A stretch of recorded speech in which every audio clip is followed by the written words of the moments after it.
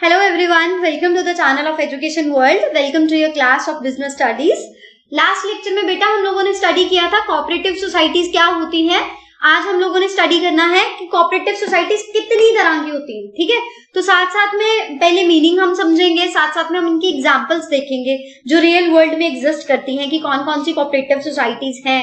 और आपको ये जान के बड़ा थोड़ा एक्साइटमेंट सा रहेगा कि जो अमूल के प्रोडक्ट्स हम इतने सारे यूज करते हैं ना, वो भी एक कोऑपरेटिव सोसाइटी है। मैंने आपको लास्ट लेक्चर में बताया था कि जो गुजरात की कोऑपरेटिव सोसाइटी है वो अमूल ब्रांड जो है वो प्रोड्यूस करती है। सो शुरू करते हैं टाइप्स ऑफ कोऑपरेटिव सोसाइटीज से। हमारे पास कंज्यूमर कोऑपरेटिव सोसाइटीज रहती हैं, प्रोड्यूसर कोऑपरेटिव सोसाइटीज रहती हैं, मार्केटिंग कोऑपरेटिव सोसाइटीज रहती हैं, फार्मर्स क्रेडिट और कोऑपरेटिव हाउसिंग सोसाइटीज भी रहती हैं। तो सबसे पहले हम लोग बात करते हैं कंज्यूमर कोऑपरेटिव सोसाइटीज की। सो कंज्यूमर कोऑपरेटिव सोसाइटीज में ये रहता है कि हम लोग देखो कोऑपरेटिव सोसाइटीज कुछ लोगों का ग्रुप रहता है ना, जिसमें कम से कम आपको 10 अडल्ट पर्सन जो है वो चाहिए होते हैं। तो कंज्यूमर कोऑपरेटिव में ये रहता है कि हम लोग इंश्योर करते हैं कि जो प्रोडक्ट्स मिले वो भी अच्छी क्वालिटी के मिले और मिले भी हमें रीजनेबल प्राइसेस पर। ठीक है, कंज्यूमर्स के द्वारा ये बनाया जाता है कि अच्छी क्वालिटी के प्रोडक्ट्स हमें रीजनेबल प्राइसेस पे मिल सके। नेक्स्ट है society aims to eliminate the middleman. हमें ये रहता है कि हम ना मिडलमैन एलिमिनेट कर दे, जो हमारे मेंबर्स हैं वही प्रोडक्ट्स जो हैं वो अरेंज करें, बल्क में परचेज कर ले, क्योंकि बल्क में आपको पता है पर यूनिट जो है कॉस्ट कम हो जाती है। तो डायरेक्टली मैन्युफैक्चरर से परचेज किया जाएगा, होलसेलर से परचेज किया जाएगा और मेंबर्स को डिस्ट्रीब्यूट किया जाएगा, मतलब सेल की जाएगी उसकी। तो इससे मिडलमैन रहेगा नहीं, रिटेलर रहेगा नहीं, तो अल्टीमेटली उसका जो प्राइसेस हैं वो कम हो जाएंगे। अब जो प्रॉफिट्स हैं और सरप्लसेस हैं वो किस में डिस्ट्रीब्यूट होंगे? मेंबर्स में। अब देखो अगर आप मार्केट से प्रोडक्ट खरीदते हो तो वो 20 रुपीज का पर पीस आपको पड़ रहा है। ठीक है, अगर आपने बल्क में खरीद लाए, क्योंकि आपको पता है 1000 के करीब इसके यूनिट्स कंज्यूम होते हैं आपके मेंबर्स की फैमिली में, तो आपने क्या किया, आप बल्क में उसको खरीद लाए।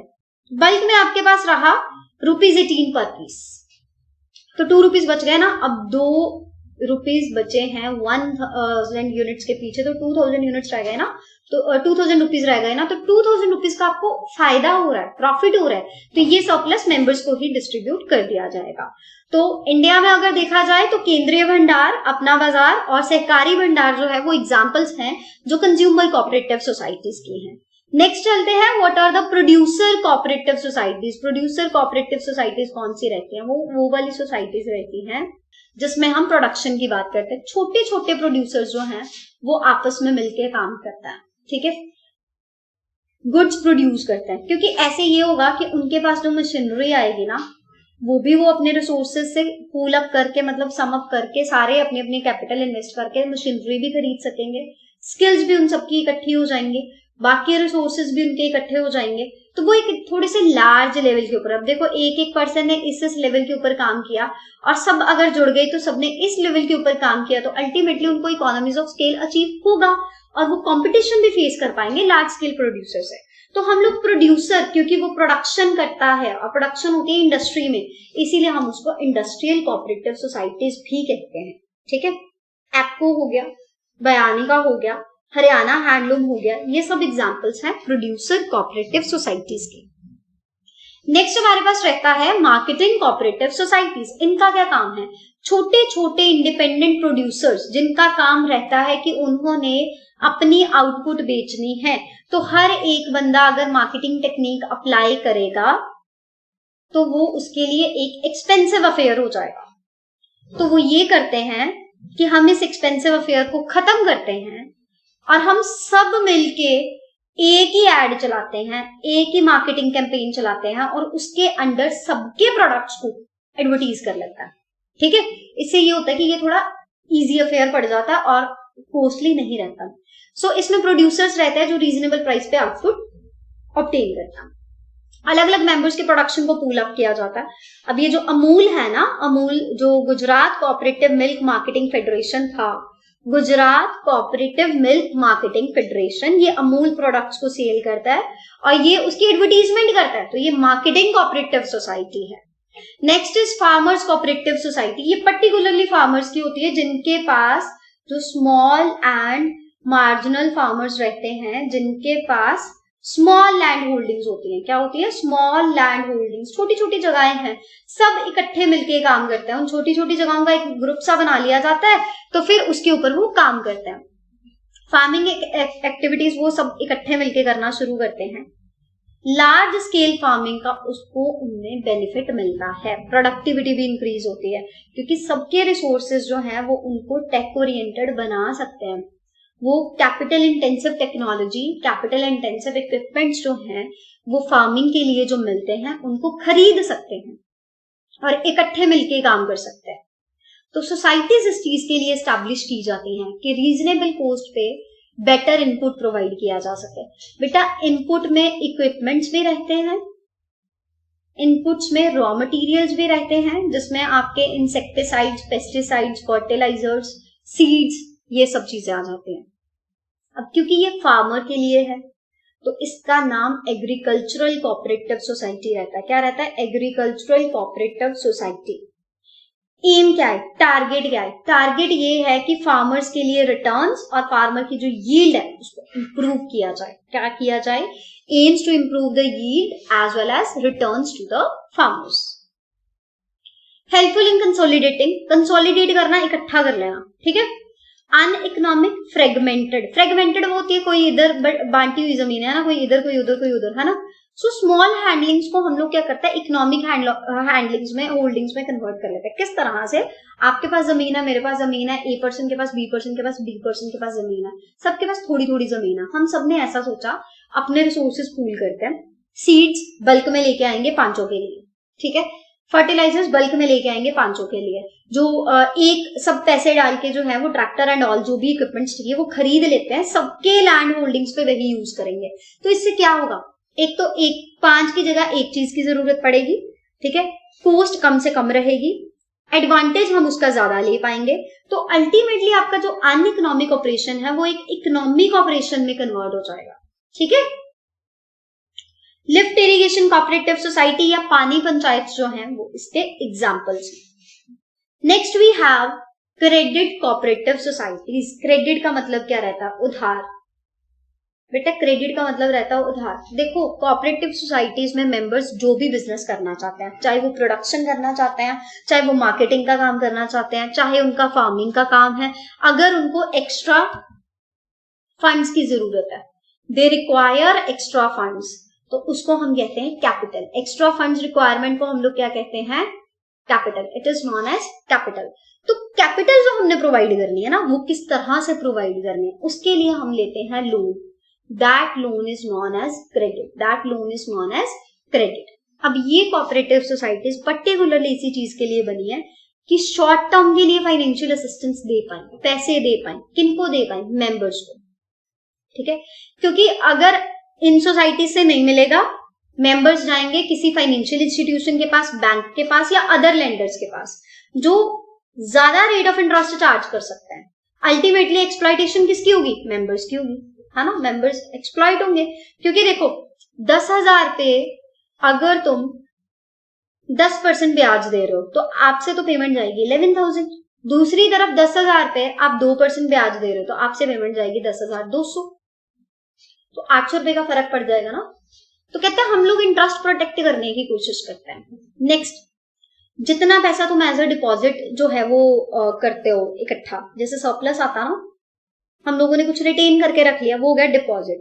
अब इसमें से जिस मेंबर को जरूरत है हमने उसको थोड़ा सा लोन दे दिया, बट वो देना लो रेट ऑफ इंटरेस्ट पे है, क्योंकि अगर आप भी मार्केट की तरह ज्यादा रेट ऑफ इंटरेस्ट पे दोगे तो ऑब्वियस है कि मार्केट में और सोसाइटी में कोई फर्क ही नहीं रहेगा। आपको भी लो रेट ऑफ इंटरेस्ट जो है वो ऑप्ट करना पड़ेगा अगर आपको अपने मेंबर्स की हेल्प करनी है। सो अर्बन कोऑपरेटिव सोसाइटीज या urban cooperative banks are the examples of the credit cooperative societies. Next is cooperative housing society. अब यहाँ पे बात करते हैं, आपने वो अगर रईस मूवी देखी है ना शाहरुख खान की, तो उसमें ये चीज थी कि लास्ट में वो क्या करता है, वो कहता है कि सारे थोड़ा थोड़ा कॉन्ट्रीब्यूट करो, एक जगह पे उनके फ्लैट्स बना दिए जाएंगे और वो सबको दे दिए जाएंगे। इनिशियली उनको थोड़ा कंट्रीब्यूट करना पड़ेगा और वो धीरे धीरे अपने लाइफ टाइम में कुछ कुछ पैसा कमा के जो है ये सारे पैसा पूरा कर सकते हैं, बट उनको फ्लैट इनिशियली प्रोवाइड कर दिया जाएगा इनिशियल पेमेंट पे।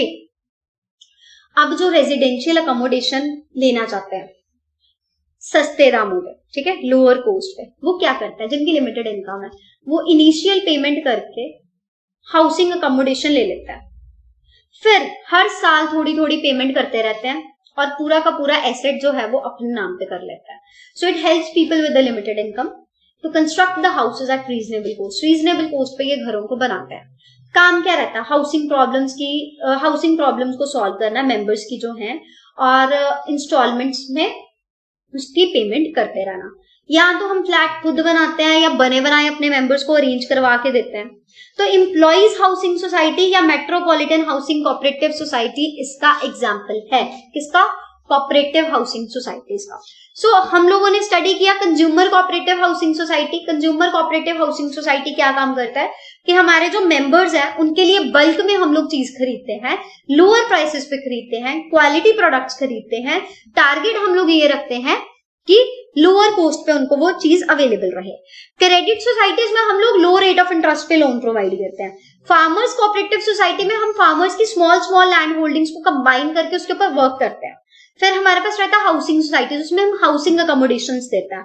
फिर हमारे पास रहता है प्रोडक्शन कोऑपरेटिव सोसाइटी, जिसको हम इंडस्ट्रियल कोऑपरेटिव सोसाइटी भी कहते हैं, कि छोटे छोटे प्रोड्यूसर्स आपस में मिलकर काम करना शुरू कर देते हैं. फिर रहता है मार्केटिंग कोऑपरेटिव सोसाइटी, जिसमें हम लोग लार्ज नंबर ऑफ प्रोडक्ट्स को एक सेंट्रलाइज्ड एजेंसी के द्वारा मार्केट करवाते हैं. अब हम लोग करते हैं multiple choice questions.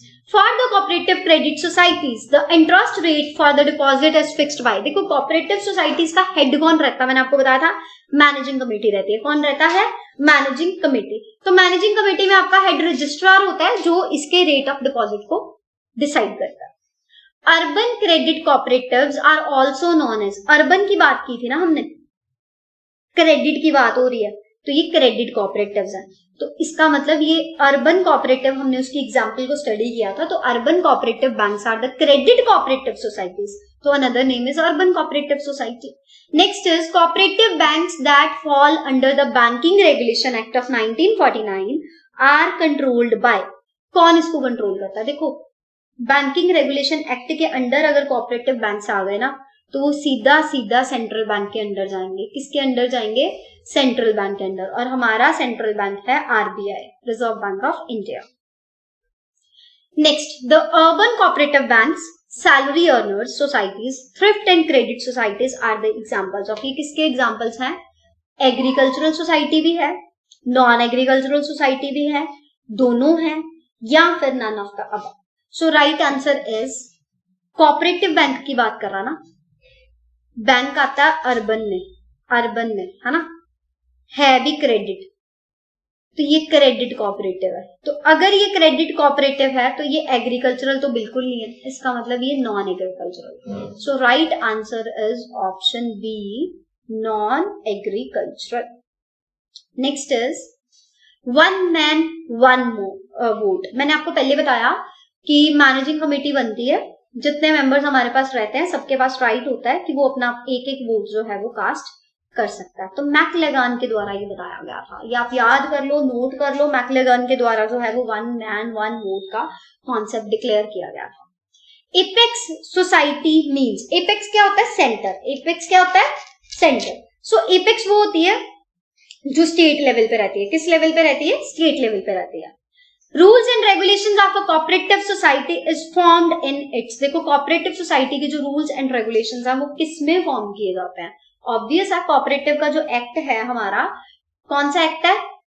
Cooperative societies act 1912, इसमें किया जाता है. तो रूल्स और रेगुलेशंस कोऑपरेटिव सोसाइटीज एक्ट में फॉर्म किए जाते हैं. तो this is all about your lecture. अगर आपका कोई डाउट है तो education world commerce Telegram channel पे आप मुझसे पूछ सकते हो.